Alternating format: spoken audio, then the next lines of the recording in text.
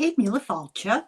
Welcome to Irish Granny Helen. And today I have a very disturbing story that was requested by one of my subscribers. And I have to tell you, I was really grateful. This is actually a case of a young boy that disappeared that has haunted me for years. And if I had bothered to take the time, I could have dug out the book about it that his mother wrote.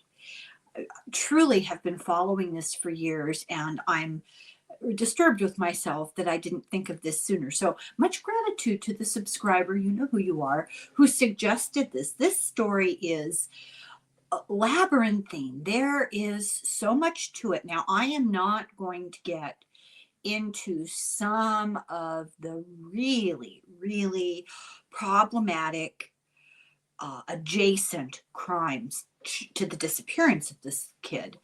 I'm going to be hinting at what some people suspect might have happened because you can't say those words and put them on YouTube anymore. So I'm trusting everybody here. You're with it. You'll get what I'm talking about.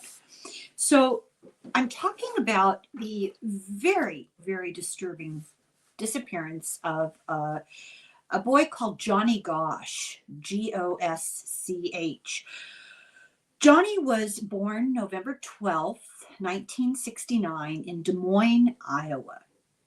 His father, John, his mother, Noreen. I believe he had an older brother and sister, and I think he had a younger brother. It's been a really long time since I've read right into the deep details of the family. I got the superficial story just off the internet.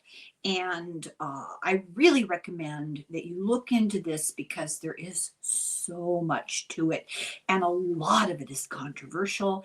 A lot of it is alleged. There are adjacent lawsuits and criminal cases, and it's a gigantic mess. And at the heart of all of this is this little boy who was, I believe he was 12, if I do my math right, and just a paper boy, a good son. He loved his mother. She said that he would go to the store with his paper money, his paper route money, to buy, whatever. He liked to put rockets, model rockets, and he'd have a little money left over, and he'd go to the florist and he'd buy her a flower. And he did that often.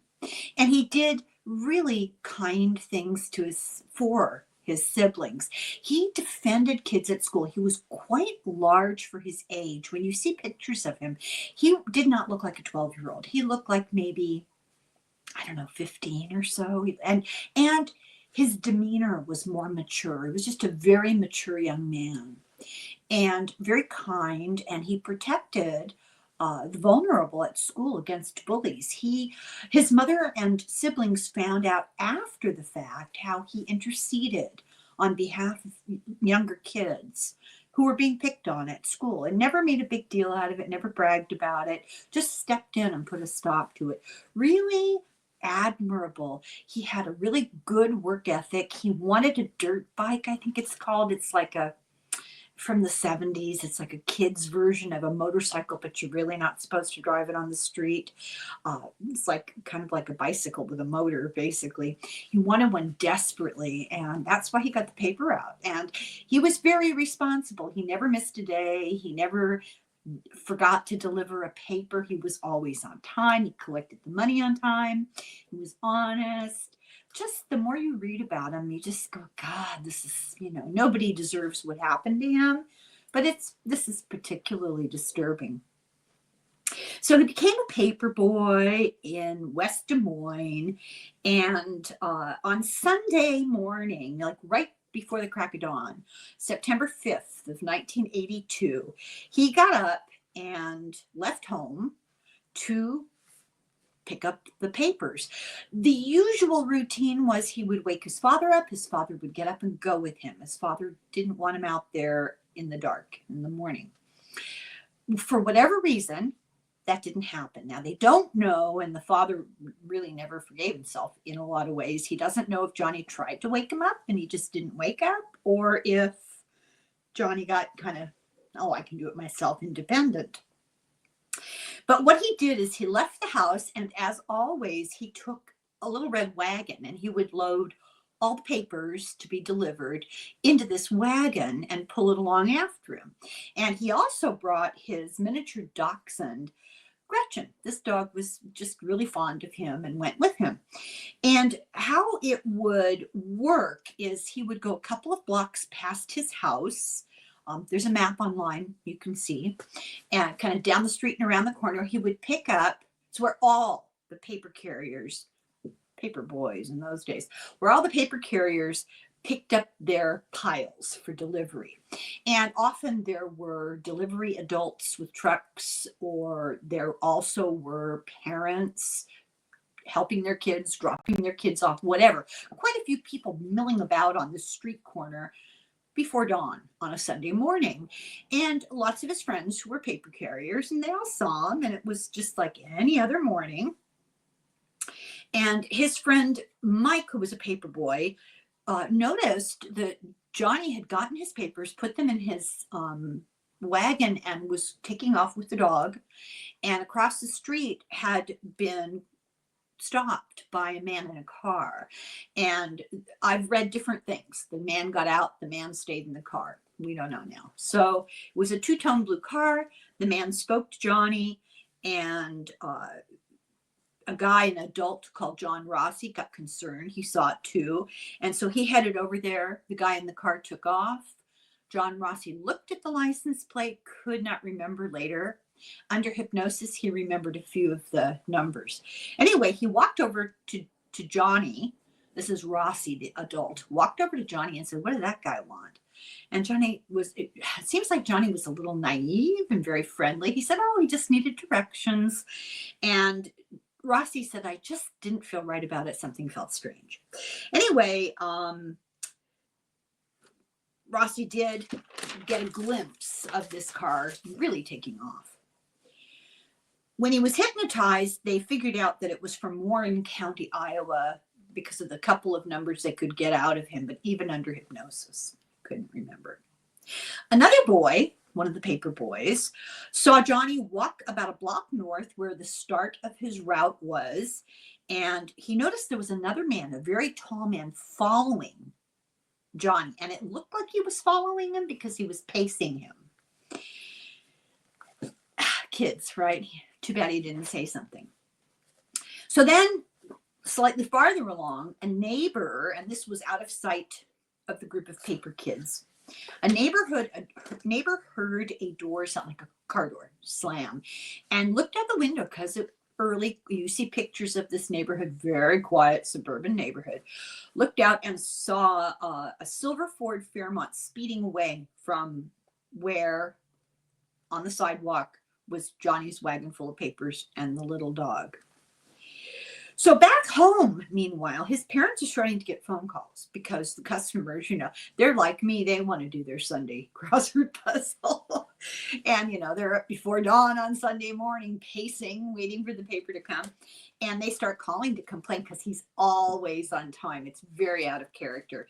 So according to various stories, so I'll tell you what all the stories are. His father got up and searched the neighborhood very quickly. Around 6 o'clock in the morning. He found the wagon full of papers. Apparently the little dog came home on its own. He found the wagon full of papers a couple of blocks from the home. This is where that car was seen speeding off. Some places say he delivered the papers, then he went home thinking, what is he up to? This is not like him. I'm going to be mad at him when I get home, and he wasn't there. Then they called the police. And Noreen, who has been forefront of this story for decades now, she said that they called the police, and immediately the police attitude was dismissive. She didn't like their attitude. She didn't like the lack of urgency. She eventually wrote a book, Why Johnny Can't Come Home. And that's the book I have somewhere down there on my bookshelves. Interesting book, very disturbing. I strongly recommend it. Anyway, the police told her that their policy was that you cannot be classified as missing for 72 hours. At the time, it didn't matter how old you were. But she browbeat them into it, and it still took them 45 minutes to come to the house to take the first report. And they immediately treated it like he was a runaway, and in fact asked her, how many times has he run away before? She could not get it across to them. Later, they did come out and say, well, probably he was kidnapped, but we have no motive. So they had no evidence, no suspects, no sense of urgency, no real oomph behind any kind of a search. Noreen claimed that a few months later, and we'll talk a little bit more about this later, a woman reported that she was approached by a young boy who was frantic, and this is in Tulsa, Oklahoma, about 6 months later, that he yelled at her for help. He said, "My name is Johnny Gosch, help me." And two men came running up and grabbed him and dragged him away. And this woman actually called and reported this after she realized, it took her a while. She didn't recognize the name. She was in Oklahoma. This disappearance happened in Iowa. She didn't recognize the name, and she didn't know what to make of it. Nowadays, people would react differently, I think. But later, and I don't know quite how much later, she found out about Johnny, and she made a formal report and under oath, like a deposition. Some private investigators have helped over the years. A guy called Jim Rothstein, a retired New York City cop, and Ted Gunderson, a retired Los Angeles FBI section chief. In 1984, the Anderson Erickson Dairy of Des Moines started to print the faces of missing children on milk cartons, and Johnny was one of the very first cases that was put on a milk carton.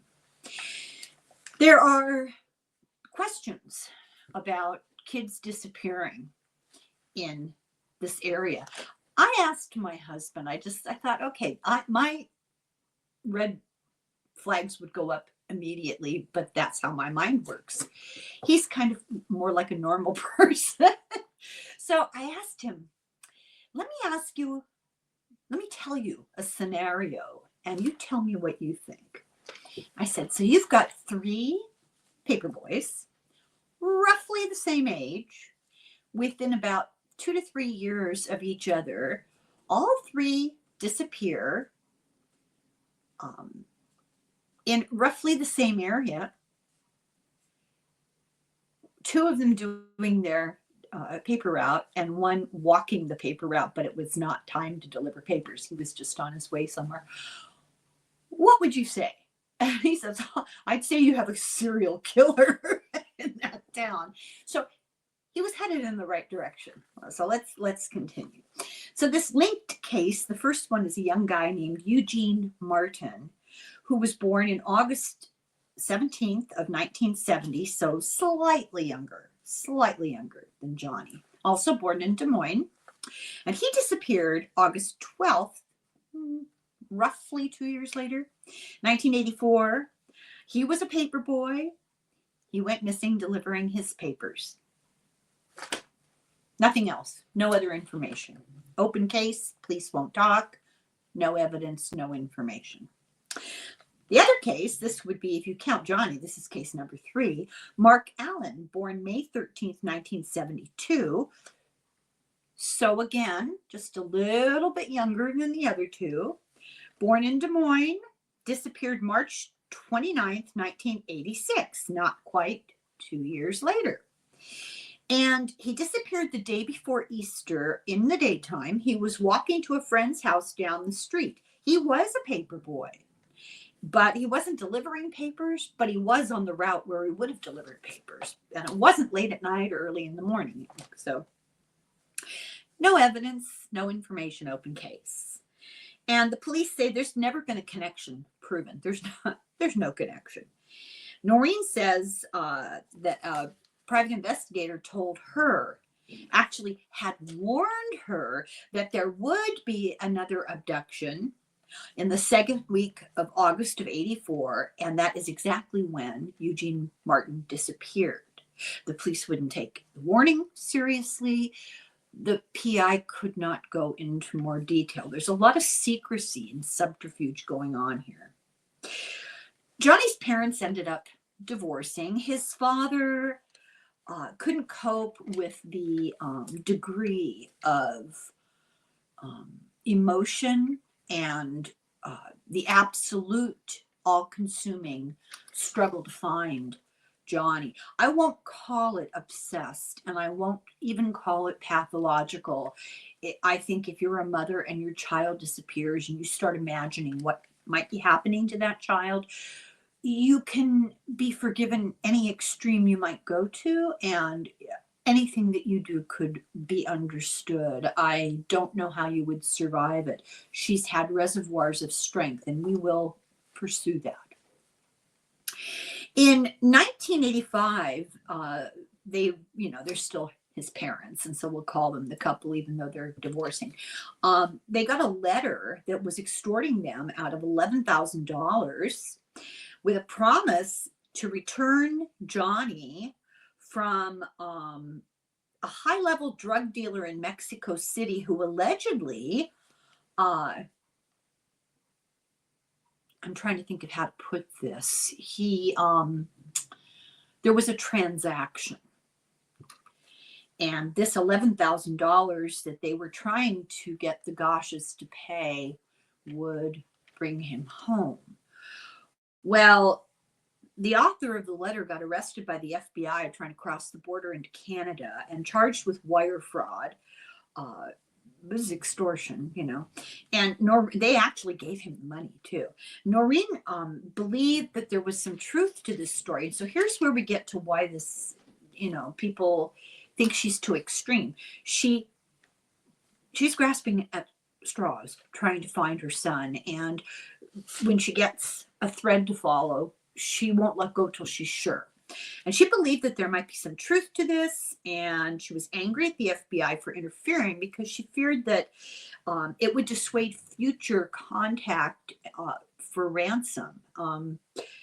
She wanted to get him back, and she didn't care what she had to do to get him. In 2000, she wrote a book, Why Can't Johhny Come Home? And it explains the whole story, and the story is mind-boggling. So it goes into a whole lot more detail than I'm going into right now about his life, his background, the family. Nothing enormously revelatory, nothing pathological. Good kid, pretty solid family, normal environment. This came like a bolt out of the blue. So that happened in the early 80s, and time goes by, and now we're in March of 1997. And in the book written in 2000, Noreen tells this story. She got woken up at 2:30 in the morning, 1997, by a knock on the door. When she opened the door, there were two young men standing there, and one of them was Johhny. He was at that point 27 years old. How did she know it was Johhny? He had a birthmark on his chest shaped like South America. It was there. He also had a couple of scars. One was on his tongue from an injury. I forget where the other one was, but nobody but the family knew about that.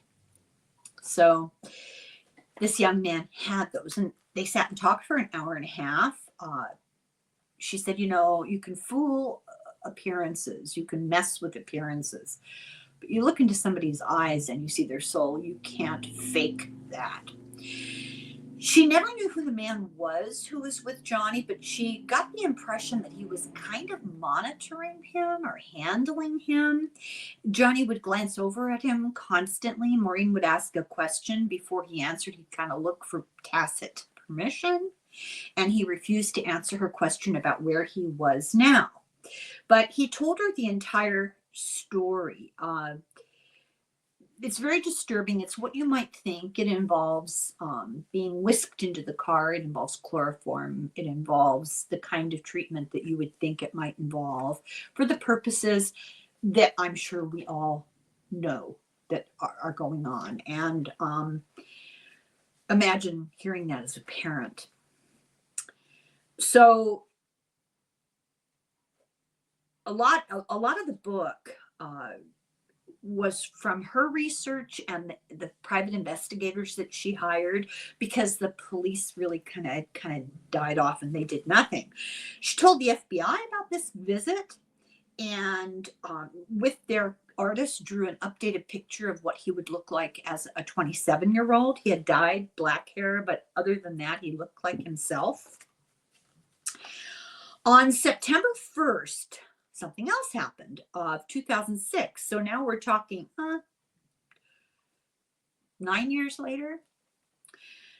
She found a package of photos on her front doorstep.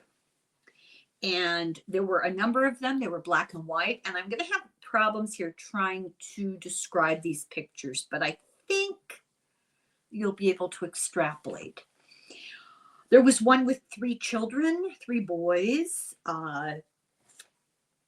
in a row, and they were incapacitated.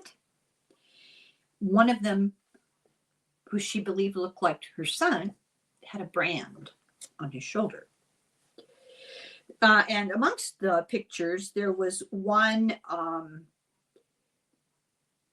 with a man she did not know, who very possibly was not inhaling. She didn't know what that meant. It kind of indicated this might be the wrongdoer, if you catch my drift. So she claimed that some of these photographs had been downloaded. However, 12 days later, September 13th, an anonymous letter arrived at the Des Moines police station claiming that a Florida sheriff in 1978, 1979 had proven that these pictures were a hoax. Okay, so you're going, wait a minute. What is going on here? Well, exactly. What is going on here? This guy's name was Nelson Zalva. He was the former sheriff, and he went on the record, so we can talk about this. He, under oath said, quote, "I could not prove a crime, but he could not produce evidence that anything was investigated." So, the question for Deborah Lupien. Noreen still believes that these weren't fake or staged. And this sheriff told this very elaborate story about 3 kids playing a hoax. Noreen said, I don't think so. We don't know. In 1989, a 21-year-old, now this is a little closer to the time, actually, when Johnny disappeared. And this story gets hard to tell because I have to be careful about naming names and talking about certain crimes, and it's very complicated. There are several books out there about it, and I've read them, but I read them when they came out. It's been at least 20 years, I think, so I'm going to do my best. So in 89, a 21-year-old named Paul Bonacci went to an attorney named John DeCamp, and he told John that he had actually helped to take Johnny.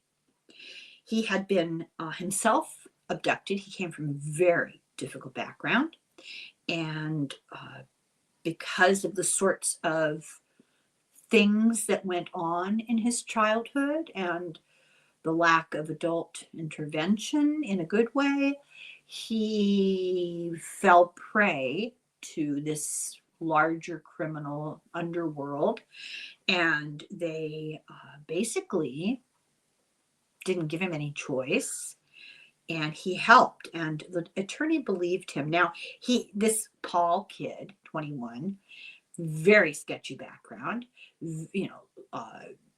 substances and petty crime because of the substances, and just from a background where, they judge in police departments, they judge heavily. And a lot of times, what can you say? But this kid came out of the blue of his own accord and told this whole long story. He said he was afraid for his life. Noreen was contacted. She talked to the lawyer and was able to talk to Bonacci. At this point, Bonacci had reached out to the attorney. Bonacci was in jail. He was in prison, actually. He had, a difficult history. Let's put it that way. The FBI and the local cops all said, oh, he's completely uncredible. And they never bothered to investigate anything. But Noreen went to the prison and talked to him, and she got a lot of personal information out of him about her son that nobody else would have known. This is what she says. Paul's siblings say, oh, he was at home when Johnny disappeared.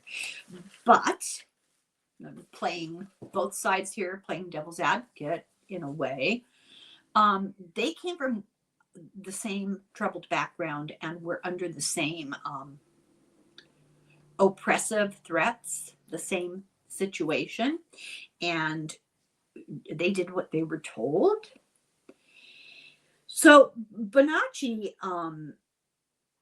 said that he had seen Johnny a couple of years after he was first taken in the late 80s, and that the late 90s, and that Bonacci testified. So you've got more than one big crime going on here. You've got this broad, encompassing association of mostly men who are involved in this sort of thing. And you have what started out as a financial crime and blew the lid off even more widespread stuff like these guys were up to. And Bonacci, as a troubled kid, had been drawn into this web as prey. And he very bravely agreed to testify. And when he went and filed his testimony, the case that he filed his testimony in was the Franklin scandal, the Franklin Community Credit Union of Omaha scandal, with a guy called Larry King, not the TV Larry King, a different Larry King, which blew the lid off of this sort of illicit marketing of, what happened to Johnny. So Bonacci said what he knew, and he knew a lot. And it's well organized and it's hard to prove because tracks are covered. And there was a retaliation against him. He had the book thrown at him for perjury, and he served time in prison for perjury. As did a young woman close to his age who agreed with him and was also a witness. So anyway,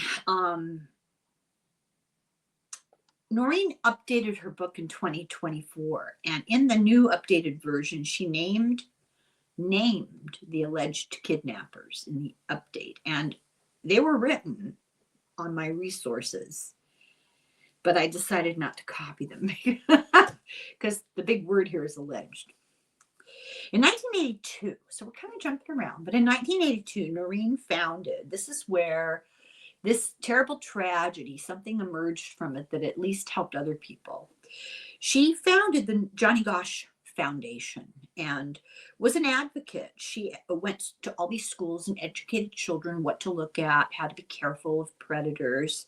And she lobbied heavily in 1984 successfully for a law called the Johnny Gosch law, which later passed in a bunch of other states. And the law basically changes the protocol. If you remember when they called and reported Johnny missing, the police said, well, we have to wait 72 hours and he's probably just a runaway. Don't worry about it. So they changed the protocol, thanks to Maureen, that it's a mandated immediate cop response when a child goes missing. In August of '84, Noreen testified at the Senate hearings in Washington, D.C. on organized crime, because this is a form of organized crime, and I think you know what I'm hinting at. Organized crime around young people. And she claimed she got threats of, she got threats because of that. She also testified to the Department of Justice to help establish the National Center for Missing and Exploited Children. They arranged $10 million to start that. And she got invited to the Reagan White House. But the point is, she took her pain and tried to prevent any other parent suffering the same pain. Noreen is now 82 years old and still doesn't know what happened to her son, and I just cannot even imagine. She says that the disappearance of her son changed the way she saw the world and the way she saw America. She had the blinders lifted off her eyes and really understood the corruption of institutions and the injustice of the justice system, and especially the breathtaking power of the men who took him. She said, this is evil. She accused the police chief when Johnny was taken of being corrupt. And, people raised an eyebrow, but when you look into his background, he had a long history going back to when he was in high school of violence against other people. And his manner of running the police department was just abysmal. We'll talk about it. In 1982, the Des Moines Tribune did a huge investigative piece into the numerous allegations against this chief and the cop. I'm not saying his name, and the whole department. Accusations of, depending on who you're talking about, I'm not naming names. Accusations of racism, misogyny, alcohol, violence. So the city of Des Moines said, well, you can't say that about our city. And they did an investigation and they attacked the whistleblowers, and that was the end of the whole thing. Noreen said that the police asked her, we already mentioned this, about how often he'd run away before. So we found out from her later, when volunteers were searching the woods and the fields the night he disappeared, the chief told the volunteers, just go home. That kid, he's probably just a damn runaway. Noreen describes an incident that happened 2 nights before his disappearance. This, I think, is what you call a clue. So his older brother played in the football team, and they went to the high school football game on Friday night. While they were there, Johnny wanted popcorn, and he got up to go buy popcorn at a concession stand. And he seemed like he was gone too long. So his father got up and went to look for him. And he found him under one of the bleachers talking to a cop. The cop kind of took off. They parted ways when Johnny's dad showed up. And Johnny's father said, what's going on here?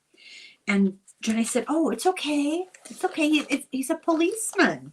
And his father said, what are you doing under the bleachers with him? What did he want? And Johnny says, well, don't you have to do what the police say? He told me to come and talk to him. I thought I had to obey him. After his abduction, Noreen went to the police department, and she went to the school board. And she got pictures of all the police, the local police, who had done security at the football game that night. And nobody She collated a list and pictures from the police department of the employees. Nobody fit the picture of the man that her husband saw under the bleachers talking to Johnny. But she insisted. She never took no for an answer. And she said, no, there have to be more pictures. Sure enough, they produced more pictures, and there the cop was. So the chief said, I'll take care of this. And he questioned him in private, of course. And he claimed, oh, he did nothing wrong. Nothing to see here. So Noreen said she felt stonewalled, and when she asked to talk to the police officer herself and find out what that conversation was about, the chief actually lost it. He started kicking things and stamping on the ground and screaming and yelling. Noreen felt that the cops' failure could not only to find her son could not only be explained by a lack of evidence. I think you might understand what she was getting at. And the police department would not respond. Now, I read the main article, on Google, and then I started reading other articles, and most of them were vignettes from local TV stations, and they all repeated the same stuff. Then I found a gigantic article when her book came out from CNN, and I read that, and it was well done. They could not get the police to talk to them. The police and the FBI both said, oh, open case, sorry, can't talk. The FBI won't comment. How many decades has it been? And they won't comment on the report from the woman in Oklahoma who was stopped by the kid who said, my name is Johnny Gosch, please help me, and got carted away by two men. A year later, Noreen says, this is another moment. People don't want to believe anything that she says. And she presented this in a more chronological way than it's presented here in my writing, because this is, it's taken from literary pieces and they don't always follow chronologically. But so I guess what I'm saying is she didn't in 2024 suddenly decide that this happened in 1984. She talked about it at the time. So a year later, after this kid begged for help in Oklahoma, February 22nd of 1984, Noreen claims that Johnny called her on the phone and said, Mom, help me, and was having trouble talking, that his words were slurred, but she recognized his voice, and hung up abruptly, called back, hung up, and this happened a couple of times, like spotty access to a phone or whatever on the same day. Happened like one right after the other. The cops said that they couldn't trace the call. So I will end this very sad story with admiration for the strength of Noreen, who, despite it all, never gave up on her son.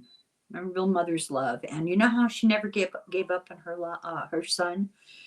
She still keeps the porch light on day and night for him to come home. Just killed me. So I'll be doing a deeper dive, and then I'll be doing an even deeper dive with Deborah. I almost called her Noreen. With Deborah. And we'll kind of look into this. And I would recommend Noreen Gosch, Gosch, Why Johnny Can't Come Home. And there is a documentary about it, and it's on YouTube for free, and it's really good. So, and you might look into the Franklin scandal. That's good too, in Omaha. So thank you very much for watching. I really appreciate it. And slán go fóill. Slán.